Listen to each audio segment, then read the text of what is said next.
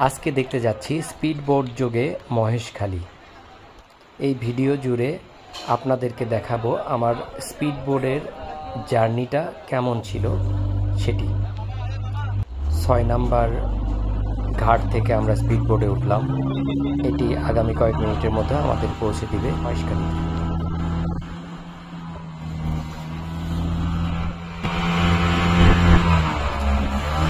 আমরা যাচ্ছি মহেশখালী।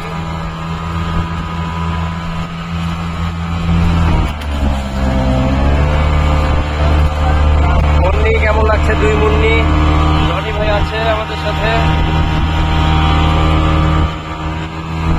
মুন্নি কেমন লাগে? ভয় নাই, ভয় নাই,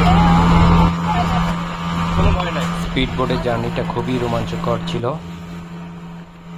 ঢেউগুলোতে স্পিড বোটটি লাফিয়ে লাফিয়ে উঠছিল। স্পিড বোট চলছে,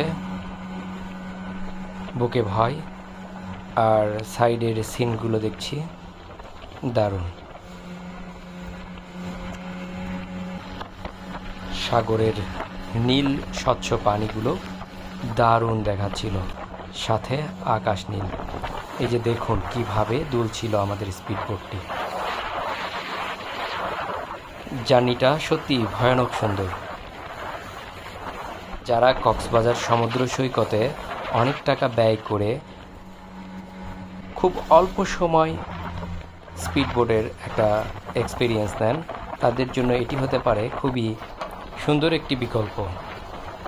শেয়ার্ড এই জার্নিতে খুব একটা বেশি খরচও করতে হবে না। এই বনের মতো জায়গাটি কিন্তু রাতারগুলের মতোই কিছুটা। পানিগুলোতে এদের অধিকাংশ কাণ্ডটি ডুবিয়ে থাকে। আমরা চলে এসেছি প্রথম ঘাটে। বেশিরভাগ পর্যটক এখানেই নামেন, কিন্তু আমরা এখানে নামবো না। এখান থেকে কিছু যাত্রী নেবে স্পিড বোটে। এরপরে আমরা দ্বিতীয় যে স্থানীয় লোকালয়ের জন্য ঘাট আছে সেখানে যাব। চলে এসেছি। মোট মিলিয়ে আমাদের জার্নিটা ছিল 15-20 মিনিটের মতো। খুবই দারুণ একটা উপভোগ্য জার্নি ছিল। আসলে এই এক্সপিরিয়েন্সটি অসাধারণ। পরের কোনো ভিডিওতে আমরা আপনাদেরকে দেখাবো এই মহেশখালীর কিছু প্রাকৃতিক সৌন্দর্য আশেপাশে কেমন সেটি। আজকে এই ভিডিওতে তেমন বেশি কিছু দেখাচ্ছি না। সবার জন্য আমাদের পক্ষ থেকে অনেক অনেক ভালোবাসা এবং আপনাদের জন্য ভালোবাসার সাথে শুভকামনা।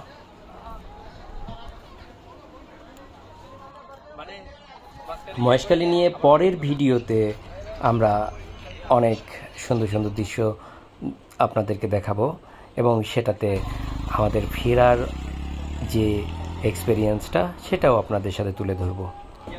আজকে খুব বেশি আর নয়। ভালো থাকবেন। আল্লাহ হাফেজ।